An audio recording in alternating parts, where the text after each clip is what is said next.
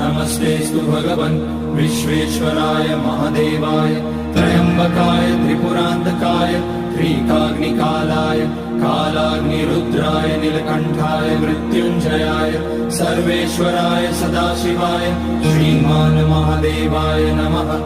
ॐ नमः शम्भवाय च मयोभवाय च नमः शङ्कराय च मयस्कराय च नमः शिवाय च शिवतराय च। ॐ त्र्यम्बकं यजामहे सुगन्धिं पुष्टिवर्धनम् उर्वारुकमिव बन्धनान् मृत्योर्मुक्ष्यमामृतात्। नागेन्द्रहाराय त्रिलोचनाय भस्माङ्गराय महेश्वराय नित्याय शुद्धाय दिगम्बराय तस्मै नकाराय नमः शिवाय। मन्दाकिनी सलिलचन्दन चर्चिताय नन्दीश्वर प्रमथनाथ महेश्वराय